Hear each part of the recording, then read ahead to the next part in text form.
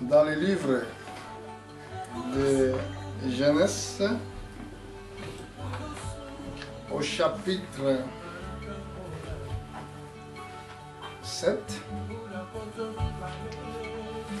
verset 4, on va sauter au verset 12. Regardez ce que la Bible déclare.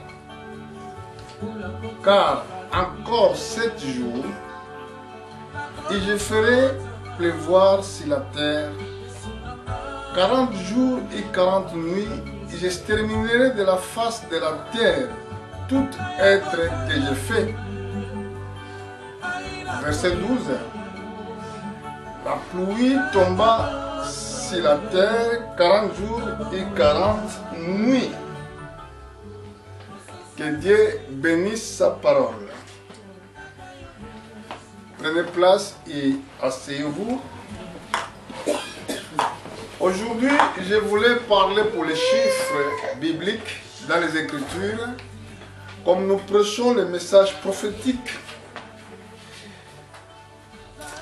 Beaucoup de gens parlent de coronavirus, je crois, et tous les pays du monde on parle de cette maladie. Mais moi, je vous ramène aujourd'hui dans les chiffres des temps prophétiques, parce que nous savons que nous sommes dans cette dernier millénaire. Nous sommes Église des temps de la fin, parce que c'est notre âge qui a vu la restauration d'Israël.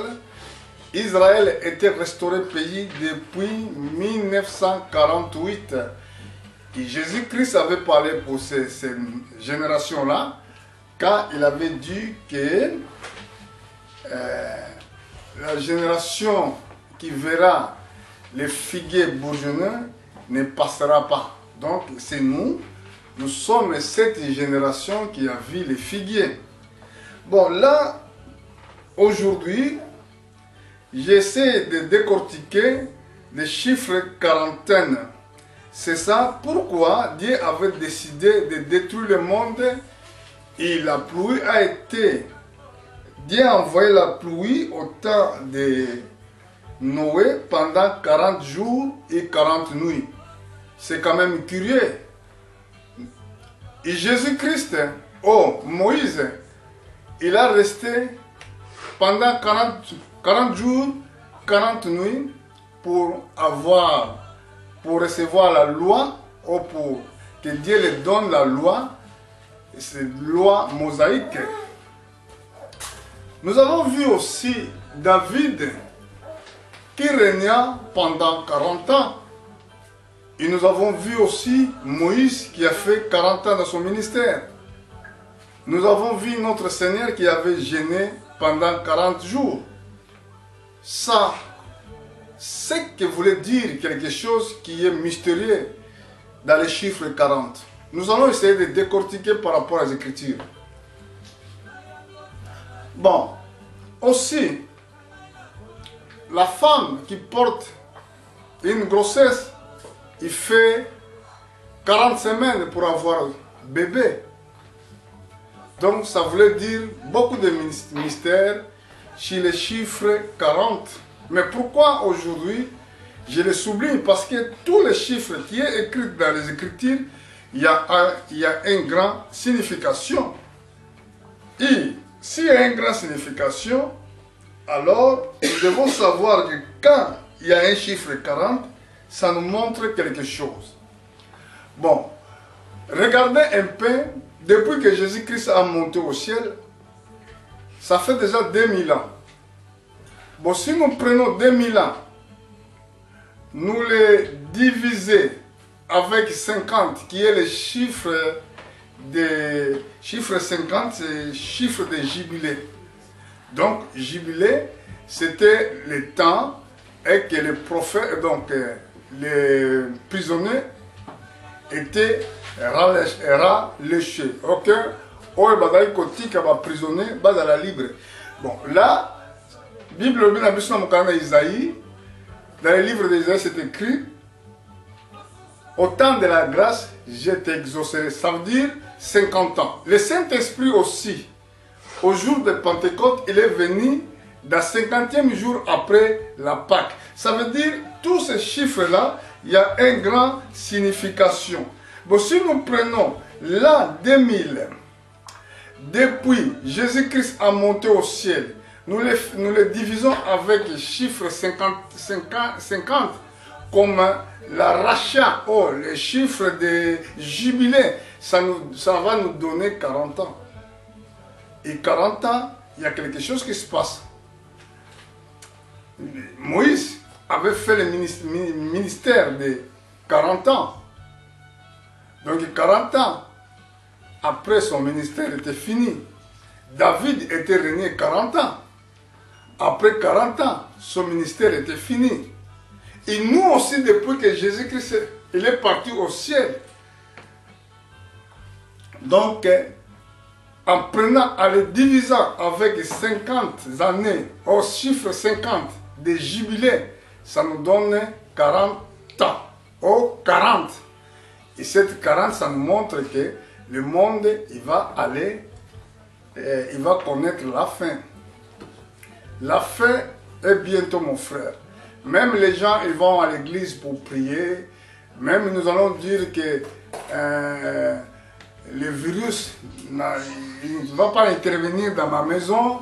Mais il faut que vous sachiez qu'avant que les enfants d'Israël sortent dans le pays d'Égypte, à l'époque de Moïse, il y avait quelque chose qui était passé aussi. Donc Dieu avait opéré 10 signes. Regardez encore, on voit le chiffre 10 du commandement. Bête qui porte 10 chiffres.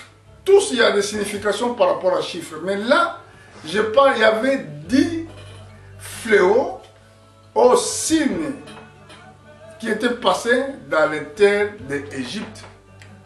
Mukolo en Égypte, ezalaki na 10 signes oyo elekaki na mboka na Égypte. Ezalaki ba signe nini? Soki totali ya liboso oyo Moïse asalaki, nzete na ye ebonganaki serpent. Après mai oyo ebonganaki makila. Après ezalaki na ba mouche. Ezalaki ya ba pou. Donc il y avait beaucoup de chiffres, de signes, miracles qui étaient faits dans les terres d'Égypte avant que les enfants d'Israël quittent l'Égypte. Maintenant, nous aussi, nous sommes dans l'Égypte qui est le monde. Le monde, c'est l'Égypte. Nous devons quitter le monde pour aller au ciel. L'enlèvement de l'Église. Nous tous, nous attendons l'enlèvement. Mais il faut qu'avant que l'Église sorte, pour aller à la rencontre de Jésus-Christ, nous allons voir beaucoup de signes prophétiques qui vont s'accomplir. Si aujourd'hui le monde entre dans la panique, mais non, il faut que vous regardiez aussi la prophétie biblique. Comme la Bible a dit, le ciel et la terre passeront, mais ma parole ne passera pas. Avant qu'Israël quitte l'Égypte, il y avait 10 signes. Il y avait des miracles. Maintenant, le dernier miracle était que les enfants d'Israël doivent immoler animal. Ou ils doivent immoler brebis. Makila ya mwana mpate o bako immoler. Bako tient à chaque laiton, à chaque porte. Pourquoi? Parce que l'ange de Dieu a koleka na Égypte.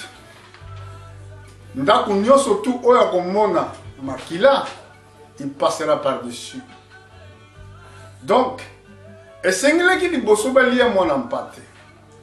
Et mwana mpate oyo esengele ki balia ezalaki Jésus-Christ. Parce que comme on a écriture, oya kolia nzoto na ngai te, akomela makila na ngai te, azan na bomoi te. Et Jean-Baptiste alobaki na batu ke tala agneau de Dieu qui ôte les péchés du monde. Alors, ce qui est agneau de Dieu qui ôte les péchés du monde, soki Yesu azalaki agneau image ya agneau ya mwana nzambe abisaki Moïse bokokamata mwana mpate boko immolé ye pendant des soirs boko lia mwana mpate wana bongo makila na ye boko tia na chaque laiton et pe na chaque porte. Donc mwana mpate tango baleye elingi koloba la parole de Dieu oyo tozo consommer oyo Yesu alobaki na ba juif ke bo oyo kolia nzoto na ngai te aza na bomoi te. Donc liloba na nzambe oyo tozo consommer yango nde mwana mpate oyo tozo lia. Mais soki ya solo to consommer liloba na nzambe oyo eza mwana mpate esengeli ete makila eza na porte ya ndako pe na porte ya na leton mpona koyeba ete ndako baliaki mwana mpate eza impossible kaka lelo tobanda koluka kolia mwana mpate nzoka nde ntango nyonso tu oliaka no mwana mpate te ntango nyonso tu olukaka mwana mpate te. Mais lelo ntango mpasi eye bandi kofrape mokili nde wana okomi komitungisa o Yesu ya kobikisa ngai Yesu ya kobikisa ngai kobosana te chiffre 40 ezalaka na événement oyo nyonso elekaka mbasi ntango baza na zemi mwasi nyonso ntango aza na zemi asalaka 40 semaines mpo mwana abotama. Moïse azalaki na 40 ministère esalaki 40 ans azalaki na likolo na ngomba mpona kozwa mibeko pendant 40 ans. Donc elingi kobake soki ke 40 ans ekoki elingi kobeza na changement na quelque chose fo eleka sikoyo soki ke jubilé eza kozala 50 ans. Donc banda Yesu akenda likolo eleki déjà combien de jubilé.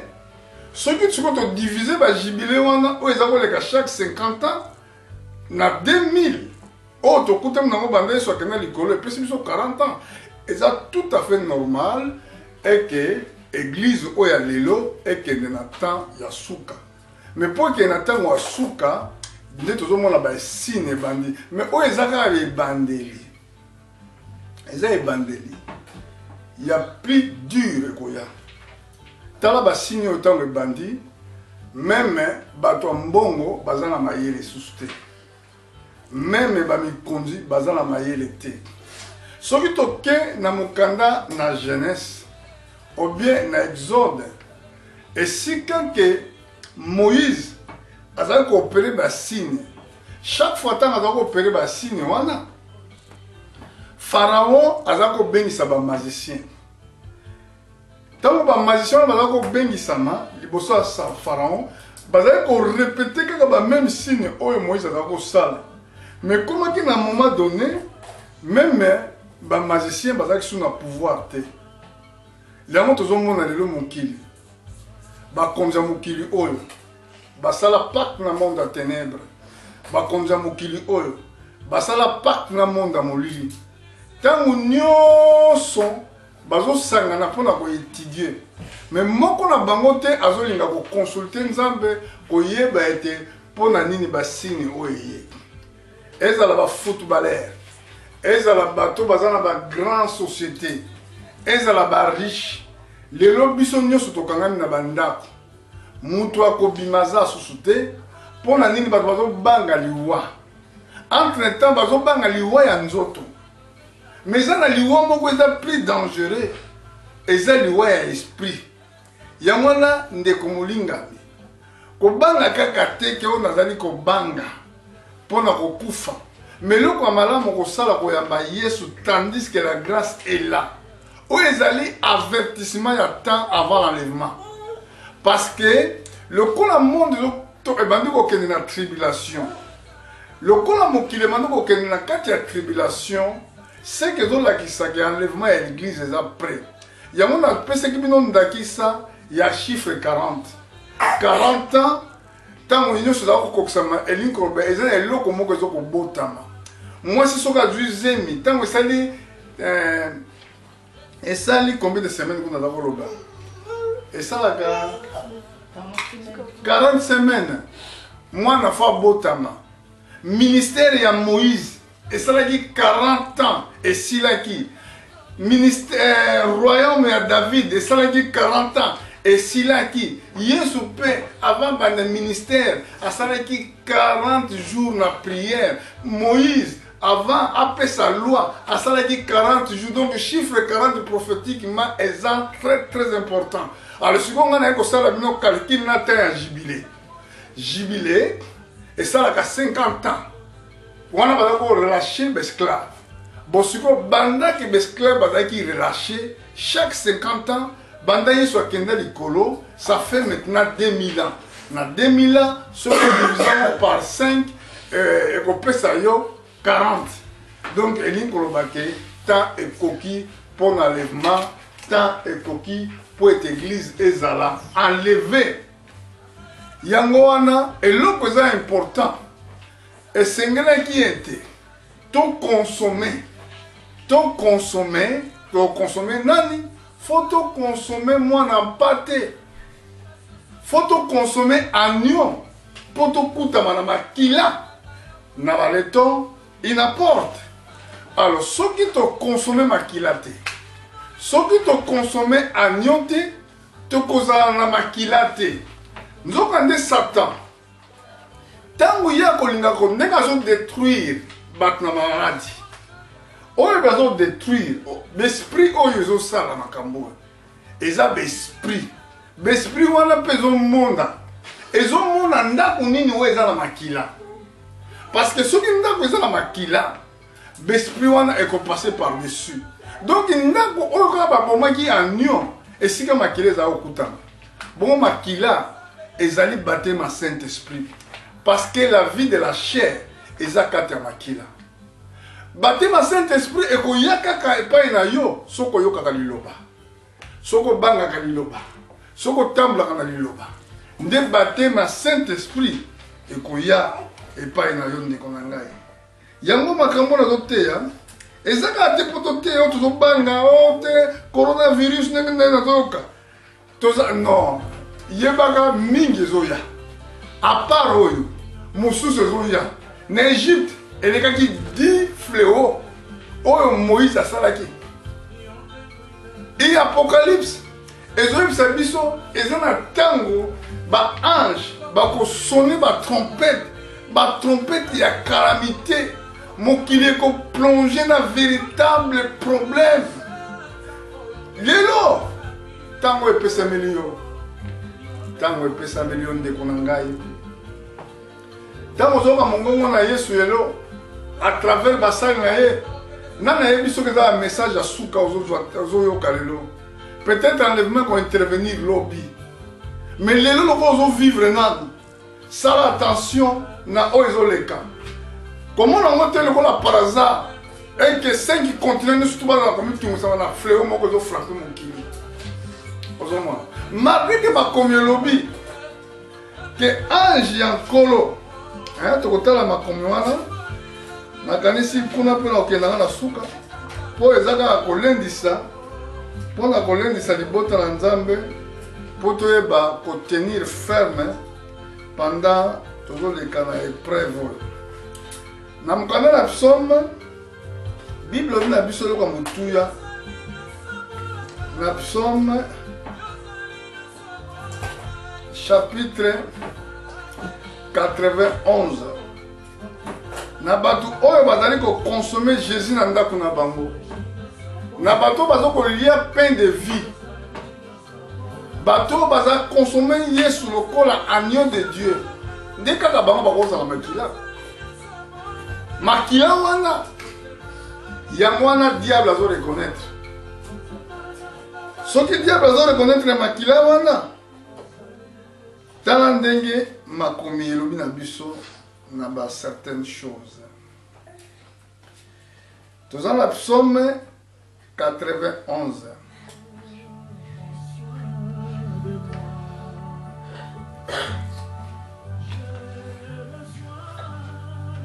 Psaume 91 Bible dit: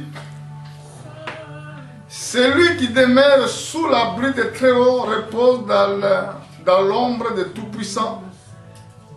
Je dis à l'Éternel, mon refuge et ma forteresse, mon Dieu, et que je me confie. Car c'est lui qui te délivre d'une filet de l'oiseleur, de la peste et de ses ravages. Il te couvrira de ses plumes et tu trouveras une refuge sous ses ailes. Sa fidélité est une bouclier et une courasse.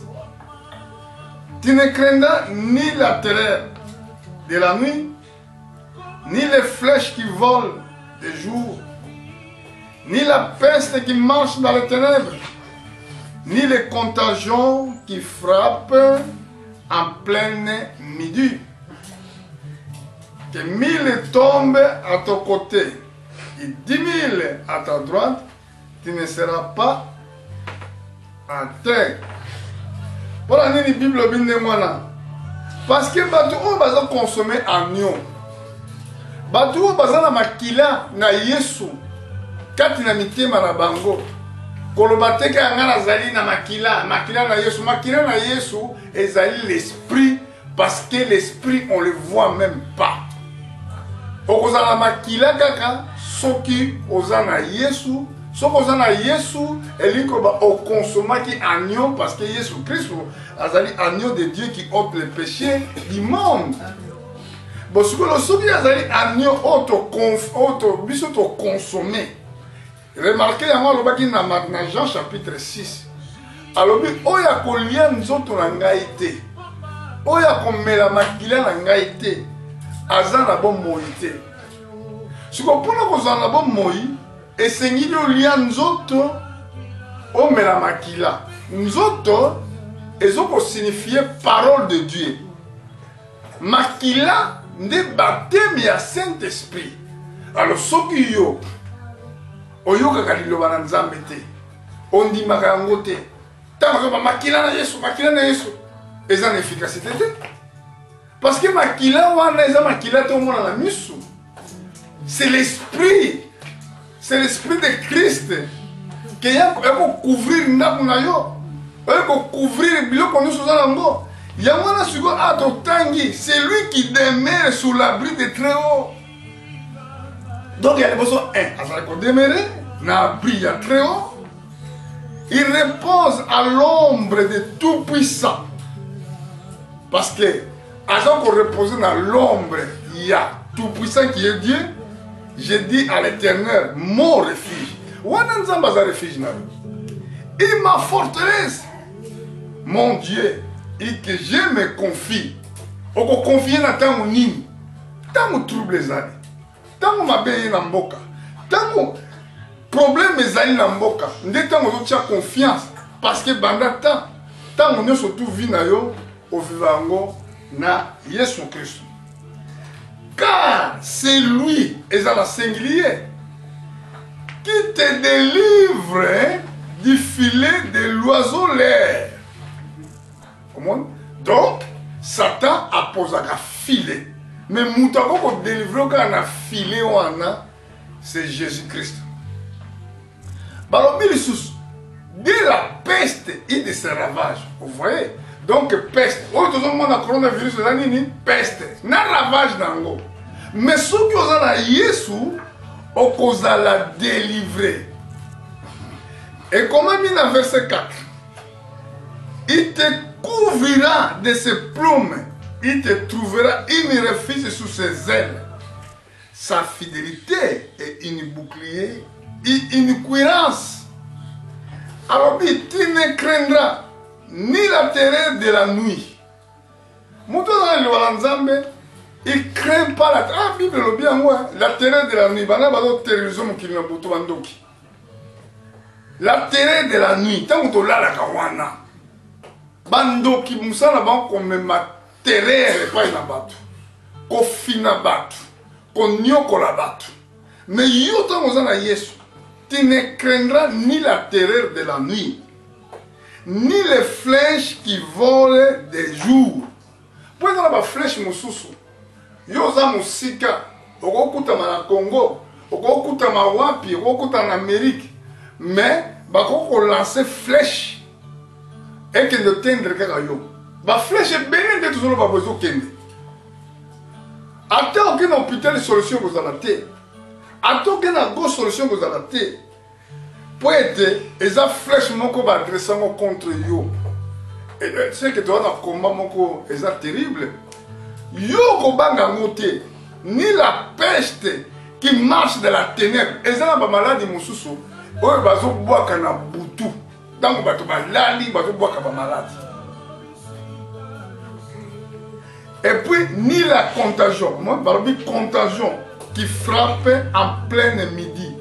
Contagion, il y a tout le monde qui a un virus. Mon contagion, elle va contaminer. Alors, tant que Satan a boit qui va contagion, ma malade, ils vont contaminer, ils vont frapper en plein midi. En plein jour. Ils vont frapper dans l'hôpital. Ils vont frapper dans l'hôpital. Bato musu ba bimate bato musu ba lobi oh teto zok sa bazo luka ba solution na ndenge belé mais solution na mutu solution exacte quand on t'a sa solution c'est Jésus-Christ babi que 1000 tombent à ton côté combien de bato ba kufi dans la côté na yo et 10 000 à ta droite tu ne seras pas atteint soki kaka oglia ki agneau soki kaka o garder qui parole.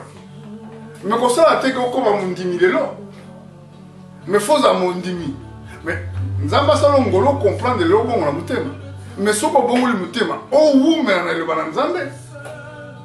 Parce que les lois, nous avons pas devant Dieu en tant que prédicateur. Tout le monde a gagné. Bah tu vas pas ça quand nzambe valeur, ce qui va comme na passe. Tant qu'on a un problème, nous avons acheté dans vente qu'on a yo. Ndako zangi kimia ndeto ngolo kanzambe mais tango basala nzambe bazotia yo liloba yaka boyoka liloba nzambe yaka tango so finga ka bango tango so linga te mais sachez-le bien na tango oya passe mutu oya koko bikisama kaka oya kokutama kati na Yesu toke na tango ya Noé a prêché qui en repentance peu batuba kima na kati ya arche pendant que tako teya ke batuba kota na kati ya arche ezalaki batu mingi baza koyoka ye bazo traité ye avant trier batu bazo traité bakombo nyonso batraitaki ye mais ekare elekaki ekare pende elekaki ntango nzambe akomaki na suka mbula ekoyeki le même jour te Noé a côté na arche 7 jours après Nzamba zela na lobi ne lona na ba chiffre 7 jours Nzamba saki mokili na 6 jours 7e jour après maki. Alors 7e jour selon prophétique les lopé tozana 6e jour to comme prêt à 7e jour. Pourquoi? Parce que banda Adam a existé na mokili jusqu'à Abraham il y a 2000 ans. Et ça lui biso 2 jours. Pour la Bible, jour moko et pas dans Nzambe, et ça le cola 1000 ans. 1000 ans, et ça le cola jour moko. Pendant le temps d'Abraham, jusqu'à temps de Jésus-Christ, il y a 2000 ans. Bon, pendant le temps de Jésus-Christ, il y a temps de biso qui 2000 ans. Donc, tu as le dernier millénaire, donc, temps on déjà temps à souka. Donc, entre-temps, Noé, à côté de la hache, avant de mouler Bandanzamba, c'est là qui 7 jours. 6e jour, dans le coquille, 7e jour, mouler Bandi. Au lieu que la temps, on mukili nyonso bazaki distrait. Lelo, tout le monde ndenge bato baleki na internet pour na finga Nzambe, ko finga basali na Nzambe parce que Satan sali bongo. Pour na ko décourager bato bafana na bandako. Pour bayoka ka liba na Nzambe, c'est Satan sali bongo. Si ko pendant que basali na Nzambe bazo fingama, bato mingi bafandi na bandako, baboko kende église. Nzoka nde za période moko ya silence, oyo prophétiquement l'exception tanga Noé, oyo Noé a côté na arche. Tanga a côté na arche, bayoka kisu mongonga Noé te. Soko tali yango pe na mokanda na Luc. Balobi yango na ba vierge folle. Ba vierge sage na ba vierge folle pendant une période balalaki pongi. Même ba sage, même ba folle balalaki pongi. Mais na milia ya butu. Butu eza mabe. Butu eza masumu. Na milia mabe wana tango ezaki mingi. Mungongo lobi que voici l'époux, aller à sa rencontre. Kaka ba vierge sage ba opesa minda. Parce que bazalaki na parole de Dieu. Bazalaki na huile. Bazalaki na baptême à Saint-Esprit. Ndenge moko lelo. Okolo bateke sang de Jésus qui n'a jamais cru Jésus. Okolo bateke sang de Jésus qui n'a jamais reçu la parole de Dieu. Il y a un sang aux amis. C'est ça qui l'a boté au balabala. Et c'est l'esprit de Jésus-Christ qui revient dans un croyant qui garde la parole de Dieu. Aux hommes, pour la souka, Moutou Oyo, Azan et le Balanzambe, Akobanga contagion de nous frapper dans plein midi. Parce que Nzambe n'a pas dans mon bâtiment. N'a pas souka na mukanda na Romain. Na chapitre 10.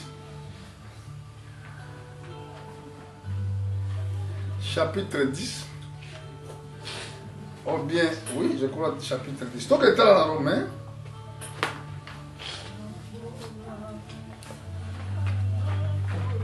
Dans ici, Romains chapitre 8, ils sont dans ce trompé. Tout le temps au chapitre 8. Et le Bible.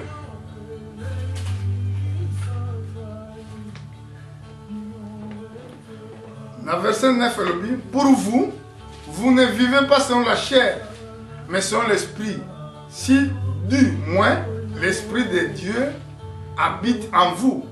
Si quelqu'un n'est pas l'esprit de Christ, ne l'appartient pas.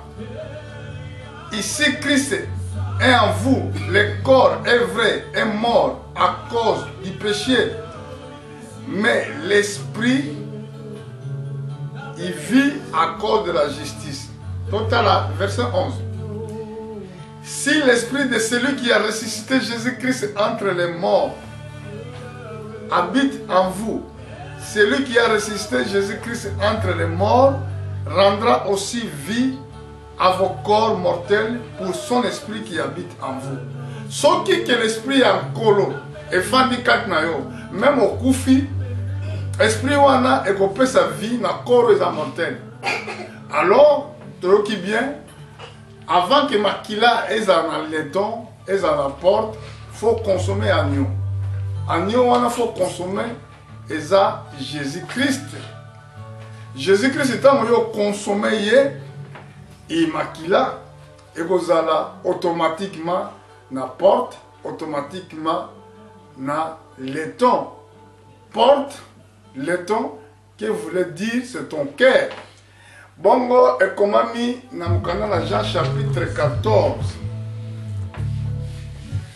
Na Jean chapitre 14, Bible ke kolobana biso likamba motuya.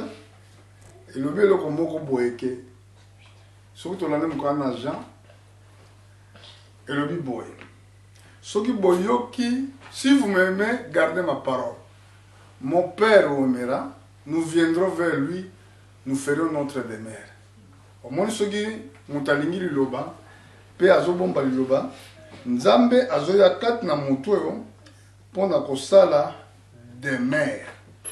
Donc demeure ezosala makaka soki eke yo lingi liloba la nzambe, mais soko linga liloba te eza impossible eke nzambe asala demeure na ye epai na ye. Eloko ni tolobi conclusion na biso eza nini? Banda Yesu ake likolo po yende azali source ya jibile. Jibile bato ben yango temps ya grâce. Oyo apôtre Paul abi oyo Isaïe pa komaki. Abi na temps ya grâce na ko exaucer yo. Et apôtre Paul na livre à Corinthiens abi voici maintenant le temps de la grâce. Temps ya grâce ezako sala chaque 50 ans. Banda Yesu akenda likolo to compter sur combien de 50 ans eleki. Alors, ce que tu dis sur 2000 ans banda Yesu akenda. Tu divises na 50 et qu'on peut s'habiller sur 40 ans. 40 ans et l'une qu'on va fin il y a chaque œuvre. Moi si azobota tango Zemina sali 40 semaines. Ministère à Moïse c'est qui na 40 ans. Yesu Christ a salaki 40 jours pendant le ministère. Moïse asalaki pe lisusu ye na part na ye 40 jours likolo ya ngomba mpona kozwa loi. Mbula oyo eboma mokili na ntango ya Noé esalaki 40 ans après silaki. Donc elingi koloba ke monde presque sili.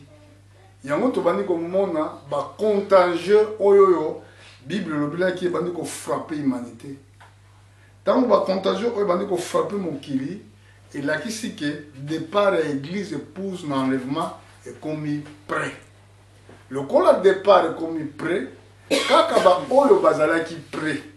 Ba oyo basukulaki bilamba na bango, la basukulaki bilamba na bango na makila ya mwana na mpate.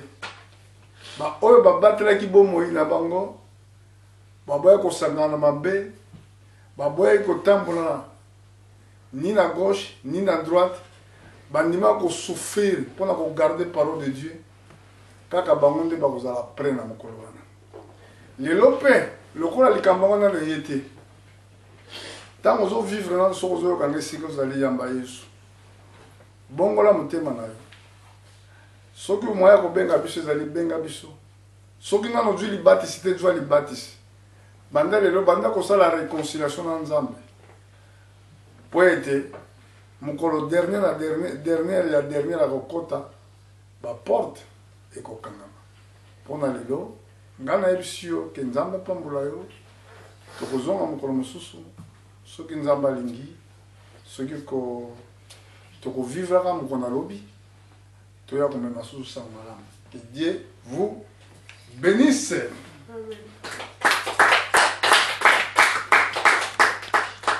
Amen.